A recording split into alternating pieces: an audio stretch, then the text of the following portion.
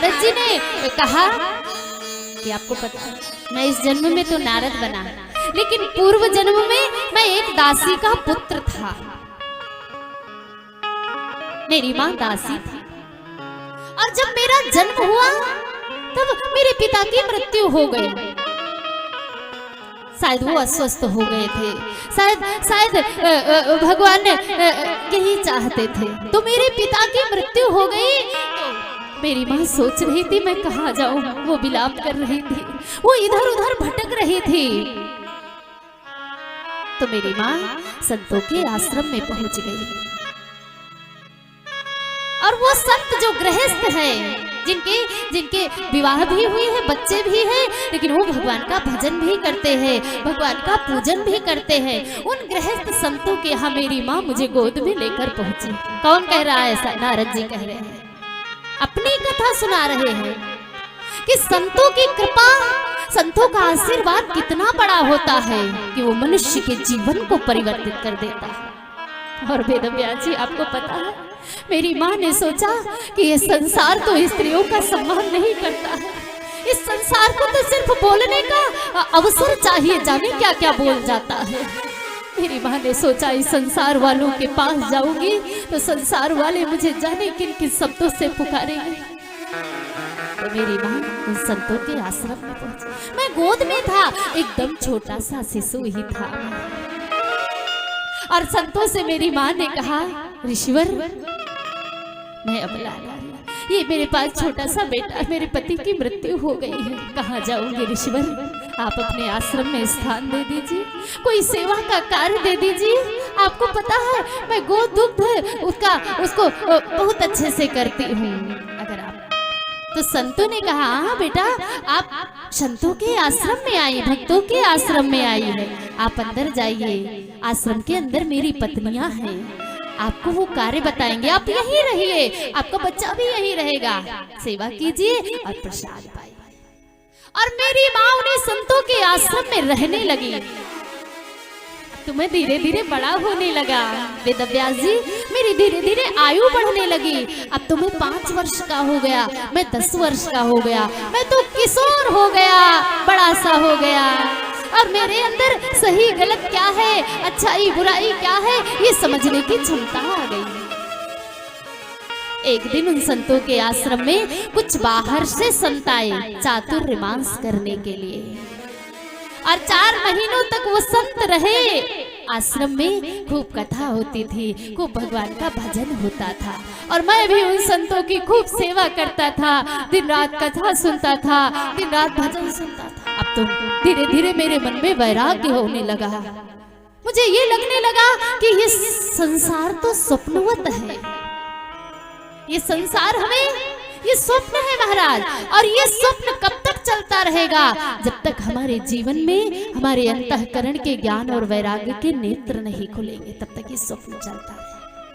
और ये स्वप्न ही हमें सच लगता है कि संसार ही सब कुछ है, यही सब कुछ है और सब कुछ नहीं है। इसलिए तो लोग भगवान को भूल जाते हैं।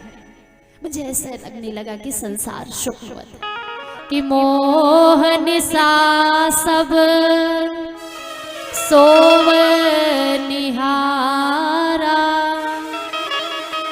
देख ही स्वप्न अनेक प्रकारा। यहाँ तो सब मोह में डूबे हैं, मोह रूपी निद्रा में सोए हुए हैं, और फिर सपने बुन रहे हैं, ये भी करना है, वो भी करना है, ये करूंगा, वो करूंगा, और जिस दिन नींद खुलती है उस दिन सब खत्म हो जाता है। मुझे तो वैराग्य सवार होने लगा। अब वो संत जब जाने लगे तो मुझे ऐसा लगा कि अरे मेरे प्राण निकल जाएंगे। मैंने उन संतों से कहा, आप मुझे साथ में ले चलिए ना। मेरी माँ को पता चला वेदव्यास जी कि मेरा बेटा संतों के साथ जा रहा है, तो मेरी माँ आकर उन ऋषियों के चरणों में गिर पड़ी और उनसे निवेदन किया, बाबा आप मेरे बेटे को मत ले जाना, मेरी बुढ़ापे की लाकड़ी तो मेरा बेटा है, अगर आप मेरे बेटे को ले जाओगे ना तो मैं मर जाऊंगी। आप समझाइए ना मेरे बेटे को। वो आजकल बड़ी बहकी बहकी बातें करता है।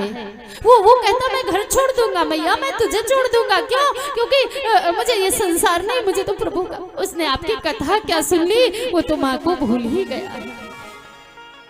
और नारद जी कह रहे ऋषिवर, अगर आप मुझे यहाँ छोड़ कर गए तो मैं मर जाऊंगा। अब संत सोच रहे हैं बेटा भी परेशान है, माँ भी परेशान है, क्या करूं? तो वेद व्यास जी उन संतों ने मुझे अपने पास बुलाया और कहा बेटा, मैं आपसे ये नहीं कहूंगा कि आप भगवान का भजन मत कीजिए, लेकिन हाँ आपकी माँ है आपके पास, और जब तक आपकी माँ है तब तक आप अपने माँ की सेवा कीजिए। और जिस दिन माँ का शरीर छूट जाएगा तो आप जाकर बद्रीनाथ धाम में या उत्तराखंड में जाकर भगवान की भक्ति करें, और मेरा आशीर्वाद है आपको ठाकुर दर्शन देंगे। और कहते हैं जब वो संत जाने लगे तो मैंने उनसे निवेदन किया कि ऋषिवर आप जा रहे हो तो मुझे कुछ देकर जाइए ना, ताकि मैं ये जीवन में भजन निरंतर बना रहे। क्या वासुदेव गायत्री मंत्र दे दिया मेरे कान में, 12 अक्षर मंत्र दे दिया मेरे कान में, बेटा नित्य निरंतर इसका जाप करना। और वासुदेव गायत्री का जाप हर किसी को करना चाहिए। आदरणीय नारद जी कह रहे हैं मुझे वासुदेव गायत्री का मंत्र दिया कि नमो भगवते तुभ्यं वासुदेवाय धीमहि। वासुदेव गायत्री आप लोग जानते हैं, ओम नमो भगवते वासुदेवाय, ये वासुदेव गायत्री है।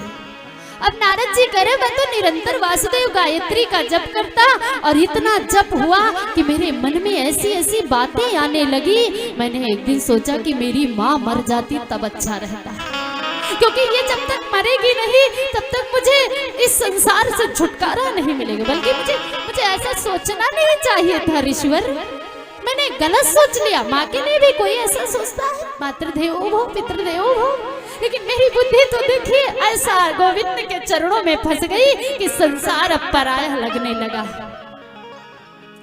और देखिए मेरे मन में मैंने सोचा ही क्या, सो एक दिन सुबह मेरी माँ गाय दुहने के लिए बाहर गई आश्रम के, सो महाराज एक काला सर्प घास में बैठा था, मेरी माँ को डस लिया उस सर्प ने, और मेरी माँ की अकाल मृत्यु हो गई। मुझे पता चला कि मेरी माँ मर गई, सर्प ने डस लिया। तो मैं दौड़ा आया, मैंने अपनी माँ को देखा तो मेरे नेत्रों से आंसू निकल पड़े। और आपको पता है मेरे नेत्रों से 2 प्रकार के आंसू निकले, एक नेत्र से ठंडे आंसू और एक नेत्र से गर्म आंसू निकल रहे हैं। व्यक्ति जब पीड़ा में रहता है, व्यक्ति जब दुखी होकर रोता है ना प्यारे, तो उसके आंखों से गरम गरम आंसू निकलते हैं। तो मेरे एक आंख से गरम आंसू निकल रहे थे, किस लिए? कि मेरी माँ मर गई। और दूसरे आंख से ठंडे आंसू निकल रहे थे, क्यों? क्योंकि व्यक्ति जब प्रसन्न होकर रोता है, जब वो प्रसन्न चित्त होता है, आनंद में डूबता है, तब उसके नेत्रों से आंसू निकलते हैं तो वो ठंडे होते हैं। और मैं प्रसन्न था इसलिए कि माँ मर गई, अब अच्छे से भजन करूंगा, ये प्रसन्नता था।